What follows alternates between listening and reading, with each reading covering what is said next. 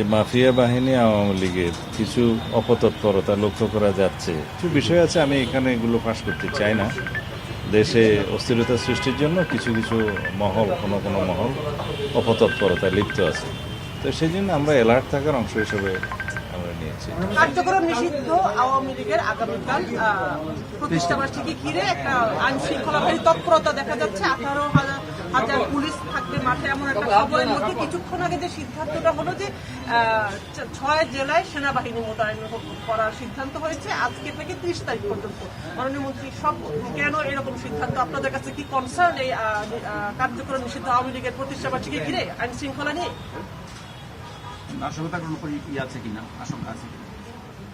আইন শৃঙ্খলা পরিস্থিতির অবনতি হয়নি, কিন্তু শৃঙ্খলা বাহিনী হিসাবে এবং আমাদের সবসময় সতর্ক থাকতে হয়। কার্যক্রম নিষিদ্ধ যে মাফিয়া বাহিনী আওয়ামী লীগের কিছু অপতৎপরতা লক্ষ্য করা যাচ্ছে। বিভিন্ন ডিস্ট্রিক্টে আমরা দেখেছি তারা মিছিল মিটিং করার মতো কিছু কার্যক্রম হাতে নিয়েছে, দুই একটা দেখা গিয়েছে। তাতে করে আমাদের মনে হয়েছে তারা হয়তো একটা অস্থিরতা সৃষ্টির পায় তারা করলেও করতে পারে।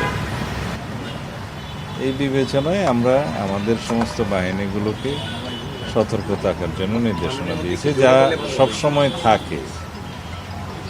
তার বাইরে আমরা আজকে থেকে 30 তারিখ পর্যন্ত আমাদের সেনা সদস্যদেরকে আবার ইনএইড টু সিভিল পাওয়ার আমরা আইন মোতাবেক এই Dhaka metro, Chittagong metro, Narayanganj, Gazipur metro এবং এর বাইরে 2টি জেলা, তাতে আমরা ডিপ্লয় করেছি যাতে যে কোনো রকমের অপতৎপরতা অ্যাড্রেস করা যায়। ইনএইড টু সিভিল পাওয়ার, যেখানে পুলিশকে সরকার আরো পুলিশের প্রতি যে অনাস্থা তৈরি হয়েছে, সাধারণ মানুষের আস্থায় নিতে যাচ্ছে, সেখানে সেনাবাহিনী তুলে দেওয়ার প্রক্রিয়া শুরু হয়, আবার 6 জেলায় সেনা মোতায়েনের সিদ্ধান্ত। এখানে আস্থা অনাস্থার প্রশ্ন আসে কেন? আমাদের পুলিশ বাহিনী যে সমস্ত কৃতিত্বপূর্ণ কার্যকলাপ করেছে, অ্যাচিভমেন্ট আছে, সবগুলোর জন্য আমরা পুরস্কৃত করেছি। 2-1টা জায়গায় যেখানে একটু শৃঙ্খলাপন্থী কর্মকাণ্ড করেছে তাদেরকে আমরা পানিশ করেছি। এখানে আস্থাহীনতার তো কোনো বিষয় নেই। আমরা সবসময় প্রয়োজনীয় ক্ষেত্রে ইনএইড টু সিভিল পাওয়ার, মাঝে মধ্যে বিজিবিকে আনি, মাঝে মধ্যে সেনা সদস্যদেরকে আমরা নিয়োগ করি। এটা রুটিন ওয়ার্ক।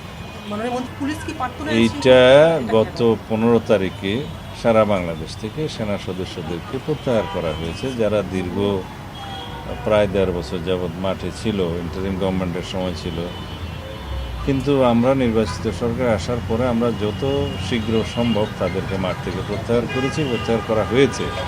কিন্তু এখন যেটা আমরা কয়েকটা জায়গায় ডিপ্লয় করতে যাচ্ছি সেটার সাথে ওই পরিস্থিতির কোনো মিল নাই। এটা ইনএইড টু সিভিল পাওয়ার। সেটা কি পুলিশকে সহযোগিতা করবে?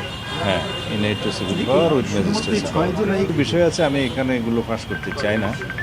দেশে অস্থিরতা সৃষ্টির জন্য কিছু কিছু মহল, কোনো মহল অপতৎপরতায় লিপ্ত আছে।